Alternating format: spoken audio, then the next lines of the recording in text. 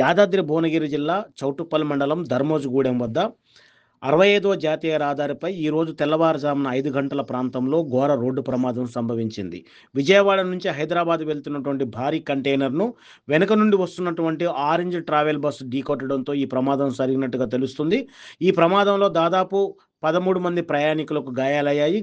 అయితే bus driver అందులో ఇరుక్కుపోవడంతో అతను తీయడం కోసం చాలా ఇబ్బందులు పడ్డట్టుగా తెలుస్తూ ఉంది. దీంతో మొత్తం జాతీయ రహదారి అంతా కూడా ట్రాఫిక్ జామ్ అయినట్టుగా తెలుస్తుంది.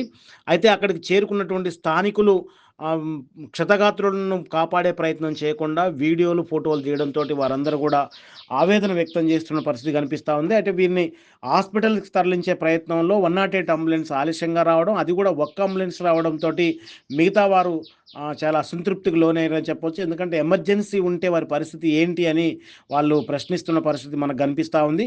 ఏది ఏమైనప్పటికీ కూడా బస్సు డ్రైవర్ నిర్లక్ష్యం ద్వారాగానే ఈ ప్రమాదం జరిగినట్లుగా మనకు ప్రాథమికంగా తెలుస్తూ ఉంది. ఘటనా స్థలానికి చేరుకున్నటువంటి పోలీసులు కేసు నమోదు చేసుకొని ట్రాఫిక్ని క్లియర్ చేసే ప్రయత్నం చేస్తూ ఉన్నారు. ఫర్దర్గా ఈ ఎవరైతే క్షతగాత్రులు ఉన్నారో వీరందరినీ కూడా కొంత ఆలస్యంగానైనా వివిధ హాస్పిటళ్ళకి తరలించడం జరిగింది. నరసింహారావు సార్, ఎక్కడ మీది? రాజమండ్రి. ఎక్కడికి వెళ్తారు? హైదరాబాద్. ఎన్నింటికి జరిగింది యాక్సిడెంట్?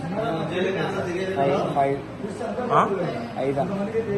ఎంతమంది బస్సులు? 23. ఎంతమంది తాకినాయి దెబ్బలు? తెలియదమ్మా.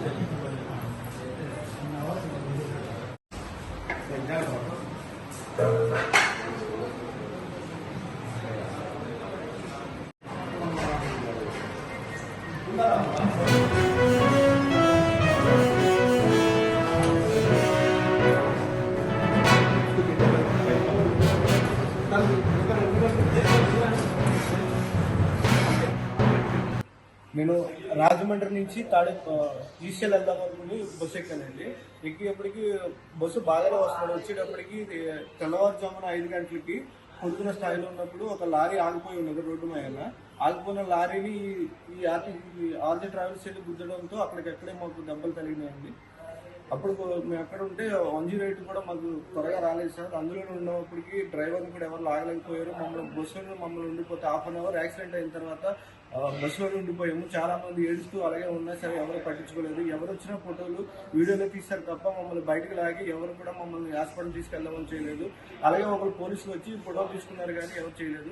ఇంకోటి ఏంటంటే 108 అంతమందికి దెబ్బలు తగ్గితే ఒక్క 108 వచ్చింది. తర్వాత మళ్ళీ 108 రావడానికి హాఫ్ అన్ అవర్ 1 అవర్ పట్టింది. ఈ లోపు ఎవరికైనా ఎమర్జెన్సీ ఉంటే ఎవరు రెస్పాన్సిబిలిటీ ఉంటారండి? అలా చేస్తే కరెక్ట్ కాదు కదా. బస్సులో 50 మంది దాకా ఉంది.